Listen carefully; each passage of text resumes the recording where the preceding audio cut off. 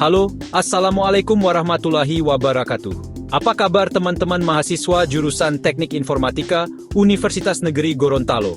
Semoga kalian semua dalam keadaan sehat dan tetap semangat belajar, baik yang sedang kuliah di kampus, maupun yang mungkin sedang praktik atau magang di luar.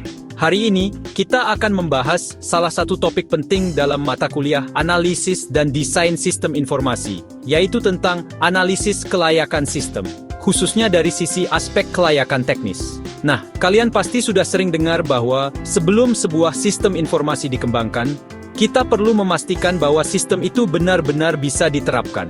Tidak hanya soal biaya, manfaat, atau waktu, tapi juga apakah dari sisi teknologinya itu bisa dilaksanakan atau tidak. Itulah yang disebut sebagai kelayakan teknis.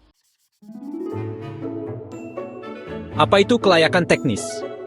Kelayakan teknis ini menyoroti kebutuhan sistem dari sisi teknologi. Artinya, kita lihat apakah teknologi yang dibutuhkan untuk membangun sistem itu tersedia, bisa digunakan, terjangkau, dan bisa dioperasikan oleh orang-orang yang ada di organisasi. Misalnya begini, kalian membangun sistem manajemen UKM berbasis cloud untuk pelaku usaha kecil di Gorontalo. Sebagus apapun ide sistemnya, kalau infrastruktur internet di lokasi target tidak mendukung, atau aplikasinya butuh server canggih yang tidak bisa dijangkau oleh pengguna, maka secara teknis sistem itu bisa dibilang tidak layak. Apa yang harus diperhatikan? Ada beberapa pertanyaan penting yang digunakan untuk menilai kelayakan teknis dari sistem yang ingin dikembangkan. Pertanyaan 1. Apakah teknologi yang dibutuhkan sudah tersedia? Ini pertanyaan pertama dan sangat mendasar. Misalnya, kalian mau bangun aplikasi pembelajaran berbasis VR untuk siswa SMK di Bone Bolango. Keren idenya, tapi apakah perangkat VR-nya tersedia di sana? Kalau tidak tersedia, atau harganya mahal sekali, maka itu jadi kendala teknis yang harus dipertimbangkan. Coba kita refleksi ke sekitar kampus. Kalian sering ke lab komputer kan? Kira-kira kalau kita mau implementasikan sistem baru di laboratorium, seperti sistem pemantauan kinerja komputer dengan AI, apakah perangkat pendukungnya sudah tersedia? Kalau ternyata masih pakai PC dengan spesifikasi rendah, maka secara teknis, pengembangan sistem itu belum layak. Pertanyaan 2. Apakah teknologi yang akan digunakan ini dapat berintegrasi dengan teknologi yang sudah ada? Jangan sampai kita bikin sistem baru, tapi tidak bisa nyambung dengan sistem lama. Contohnya, kalian membuat sistem informasi akademik baru, tapi data dari sistem lama tidak bisa dimigrasi karena tidak kompatibel. Nah, itu masalah teknis yang sangat sering terjadi dalam dunia nyata.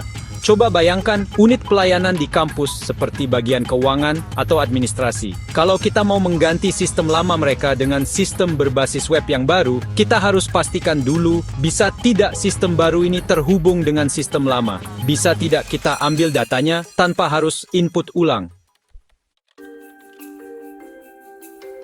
Pertanyaan 3. Apakah sistem yang sudah ada dapat dikonversikan ke sistem dengan teknologi baru? Konversi sistem itu bisa jadi tantangan. Tidak semua sistem lama bisa langsung ditransformasikan ke teknologi baru. Ada yang butuh penyesuaian besar-besaran. Sebagai contoh, kalian diminta bantu dosen untuk migrasi data penelitian dari file Excel ke dalam sistem manajemen riset berbasis cloud.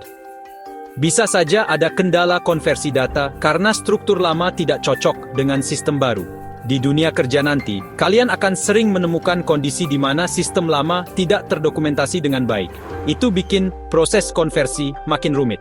Jadi, dari sisi kelayakan teknis, kita harus pastikan bahwa proses migrasi atau konversi ini mungkin dilakukan. Pertanyaan 4. Apakah organisasi memiliki orang yang menguasai teknologi baru ini? Ini sangat penting. Jangan sampai kita bikin sistem dengan teknologi yang canggih, tapi orang-orang yang akan menggunakannya tidak tahu cara mengoperasikannya. Ambil contoh di lingkup kampus sendiri. Kalian buat aplikasi untuk mendukung program MBKM, Merdeka Belajar Kampus Merdeka, berbasis mobile, dengan backend pakai Node.js dan database MongoDB. Tapi, apakah tim IT kampus paham dengan stack teknologi itu? Kalau ternyata SDM-nya belum familiar, maka kita harus pikirkan pelatihan, dokumentasi, atau bahkan rekrut orang baru. Kalau tidak ada rencana untuk itu, maka sistem kita akan terbengkalai.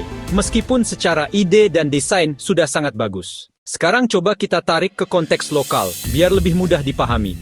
Di Gorontalo, banyak startup digital kecil mulai bermunculan, baik yang berbasis aplikasi kuliner, marketplace lokal, sampai sistem informasi desa.